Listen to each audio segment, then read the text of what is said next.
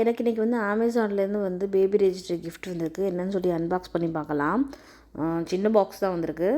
என்னன்னு சொல்லி பார்க்கலாம். நாங்கள் ஒரு $10 தான் பர்ச்சேஸ் பண்ணியிருந்தோம்.